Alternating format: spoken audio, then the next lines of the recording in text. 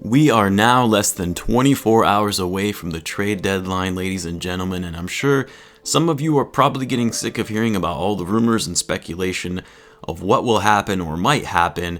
And then I'm sure there are also a lot of you that love this time of year in the NBA just because it's exciting to see all the things that are going to transpire throughout the league. But by tomorrow at this time, we will all know how things shape out. I'm still maintaining the Bulls will not be making any moves before the deadline, but we'll have to wait and see. But in any event, in this video, I wanted to talk about an article that Rob Schaefer of the NBC Sports Chicago had actually put out, in which he grades 7 trades that have been speculated or proposed by fans of the media from podcasts and other shows. I'll leave a link to that article in the description in case you want to view it in more detail. But what I'll do for this video is show the trade proposals, give my thoughts on them, and grade them for each and compare it to Rob Schaefer's grade. So what's going on, everyone? You are listening to Bull Central here. Hope you're all doing well. Before I get into the video, in case you missed it, a couple days ago I announced I would be doing a giveaway after the channel reached 4K subscribers, in which I'll be giving away this piece of sports memorabilia, a signed photo of Joakim Noah that is PSA DNA certified. And I mentioned I was thinking of a way for how I would go about doing this giveaway, and had initially thought it would be fun to do a live Bulls trivia session and award it to the winner of that. But logistically speaking, I'm not sure, if that will actually end up working. I may do that for future giveaways once I come up with a little better approach for it for people to be able to participate and give their answers that can then be graded. So for this giveaway, what I am going to do is, for a random Bulls game, similar to what I've done in the past, is have you guys predict the score of said game.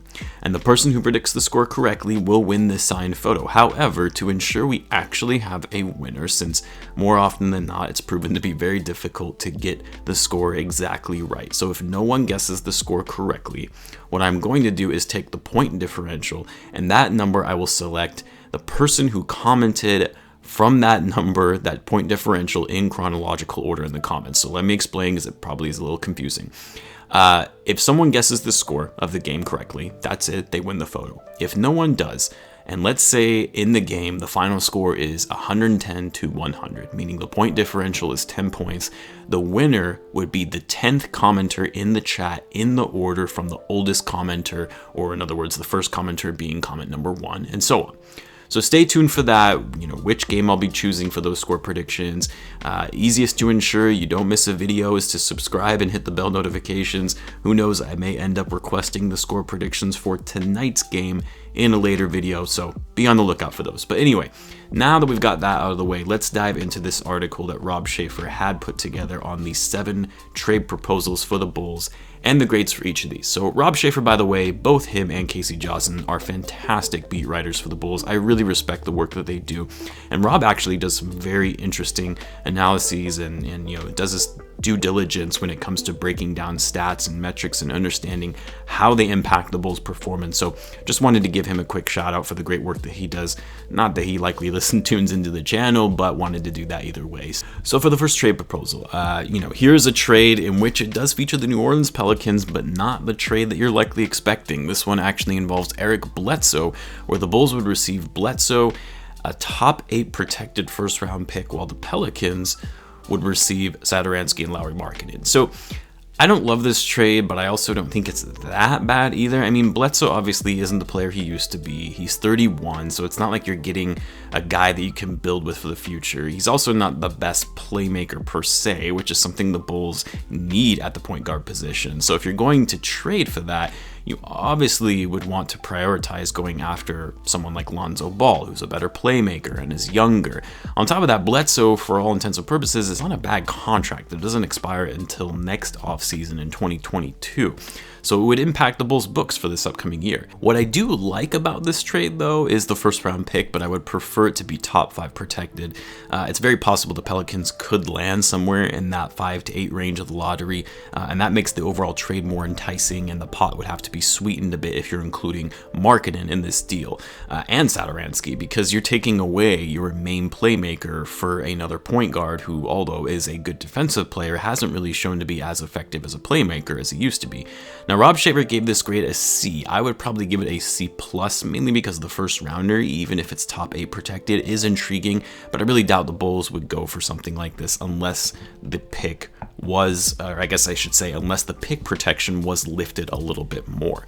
The next trade on the list was this one that does involve Lonzo. In this instance, the Bulls would receive Lonzo Ball and a second round pick, while the Pelicans would receive Coby White, Felicio, and a first. This is kind of a lot for the Bulls, especially when you consider that there's been a report that the Bulls offered Satoransky in a second for Lonzo. Now you're talking about a young second-year player who has shown flashes of being a great scorer and a first-round pick. I mean, Felicio is whatever. That's just a filler. I don't think anybody is going to care about that one. And a second-round pick for the Bulls is meh. So essentially, you're trading Coby and a first for Lonzo Ball. I mean, is Lonzo really worth that much? Especially if you're not 100% certain you'll be able to retain him when he becomes a restricted free agent. And what are the protections to the first round pick for the Bulls, that you'd be sending the Pelicans? If there are no protections, then no, this deal is dead in the water, because if the Bulls miss the playoffs and they get lucky in the lottery, this could end up being a top 4 pick. Now, if this was a straight swap for Coby for Lonzo, or a straight swap for the first round pick for Lonzo, then yeah, I think if you're the Bulls, you make this trade, no question. But for both, and like I've said before, I do still think it's way too early to give up on Coby. So I would pass on this trade. It's too much for Lonzo in my view. Rob gave this a C+, but I'm actually going to give it a C-, partially because there's no indication of what kind of protections there are on the first rounder that would be going to the Pelicans. And since it doesn't say anything, I'm going to assume there are none, that it would be an unprotected first pick, which makes this trade even worse for the Bulls. Next trade, and this is a 2-part trade. Part 1 is the Bulls would receive Bismack Biyombo, lottery protected first round pick. Hornets receive Wendell, the Bulls receive Drummond, while the Cavs receive Otto. Well, the second part of the trade is a no-brainer. I mean, the risk of Drummond is that he's on a bad contract, that is expiring, and you can run the risk of losing him in free agency this offseason. But if you're only trading him for Otto Porter, who is essentially in the same exact position, an expiring deal that isn't part of the Bulls' long-term plans, then this affords you to take a chance on Drummond, even if it's only for a few-month rental. And then you don't risk losing any assets for him if he walks in free agency, because Otto was never part of the Bulls' long-term plan anyway. I mean, in this 2-part trade, the Bulls are getting Drummond, Biyombo, and a lottery-protected first for Wendell and Otto. To me, this trade would be incredible for the Bulls. I don't doubt that, the Hornets and Cavs, they probably wouldn't agree to this, but for the Bulls, which is what we care about most, right? This would be a steal of a trade. Limited risk for the Bulls. You get 2 big men and a first rounder for really just giving up Wendell, since Otto, won't be on the Bulls next season anyway. And of course, we all know Wendell has been having his struggles recently. Rob graded this based on both parts, which part 1 he gave a D, and part 2 he gave a B-. I mean, if I was grading, for the benefits to the Bulls of this trade overall between both parts, I would probably give this one an A, maybe even an A-. But as far as the practicality of it for all parties involved, probably would be more like a B-, just because I don't see the rationale for why the Cavs or Hornets would agree to this for their respective parts of the trade. Next, and boy, this one is a doozy. Essentially, you're talking about pushing the restart button yet again for the Bulls. This is a trade with the Warriors in which the Bulls would receive Andrew Wiggins, Wiseman, 3 first-round picks, 2 of which would be top 3 protected, while the Warriors would receive Zach Lavine, Thaddeus Young, and Garrett Temple. I mean, I get the logic behind this for the Warriors. They're still trying to at least somewhat compete in the near term with Klay Thompson coming back next season. So to get 2 proven veterans and another all-star in Zach Lavine to go alongside Steph and Klay, and the Warriors, they're willing to give up the future essentially for Zach. Yeah, I can see it. But for the Bulls, I mean, it's intriguing, but it's not enough in my view for Lavine. Lavine is probably going to be worth more than those pieces alone. And then you add Thaddeus, whose trade value is high already, and Garrett Temple to that, then it doesn't really make the trade worth it for the Bulls, especially when Wiggins is on such a bad contract that would eat up the Bulls' cap space. Wiseman, I mean, a promising rookie, but he's also had his struggles. 3 first-round picks, It's definitely nice, especially since the Bulls would be in full-blown rebuild mode if they were to trade Zach Lavine. But no, the Bulls would need to start making progress. They have to start making progress, and they have to start winning now. No more reset buttons or rebuilds. Rob gave this a B+, and I have to disagree and say, given where the Bulls are at, this doesn't make sense at all, and I'm gonna go with a C-. This next one is also pretty interesting. It's a 3-team trade where the Bulls would get Jeremy Grant, Aaron Gordon, Evan Fournier, and Mason Plumlee. The Pistons would receive Markkanen, Coby White, Wendell, Felicio, and 2 second-round picks, while the Magic would receive Otto, DeLon Wright, and the Bulls' first-round pick. So the Bulls are giving up a lot in this one. I mean, you're talking about the whole young core that they've drafted over the past few seasons: Lauri, Wendell, and Coby. And they're giving up 3 picks in total, 1 first and 2 seconds. But they're also getting a lot in return. Jeremy Grant, who is a great player, he's having an amazing season with the Pistons. Aaron Gordon, Evan Fournier, not as exciting pieces, but still decent players. The problem is they're going to be due for a big contract soon, so it would take up the Bulls' cap space. I mean, it's a creative trade, I'll give it that. But I just don't see how this one would make sense for really all the teams that involved. Rob gave this one a D, and I have to agree, I'd probably give it a D as well. Then this is another trade which I actually really like this one a lot for the Bulls. Bulls would receive Miles Turner in exchange for Markkanen and Felicio. So basically Markkanen. I mean, the reason I like this trade so much, although I would prefer it to be Wendell over Lauri, but even for Lauri to get an elite defensive player in Miles Turner leading the league in block shots would greatly fit the need of interior defense the Bulls so desperately need. He's not the best rebounder for his size, but he makes up for it with his overall rim protection. And this would also allow Patrick Williams to slide to the 4 spot with Markkanen being traded. And then you put 2 strong defensive front court players together, Miles Turner and Patrick Williams. I mean, this puts the Bulls in a good position to be a much more sound defensive team while still maintaining solid offense with Lavine and Coby White and even Turner. He isn't that bad of an offensive player as well. He's averaging over 13 points per game. So I think this actually would be a great trade.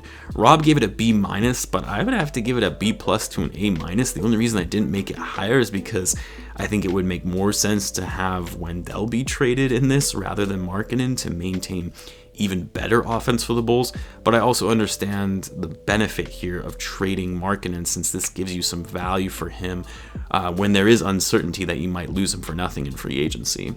And then finally, the last trade, and sorry, I know this video is so long, so I'll be quick with this one. The trade proposal is the Bulls would receive Ricky Rubio, Naz Reid, and a second, while the Wolves would get their original pick from 4 years ago in Lauri Markkanen, Hutchinson, and Felicio. I mean, it's not bad because you're getting Rubio, who is a good floor general, which the Bulls need, but he is getting older, not a good offensive player. Naz Reid is intriguing because he's a young big man who has improved and is showing a lot of promise. And then you're essentially giving this up for Lauri Markkanen, as the other 2 players, in my view, are just throw-ins.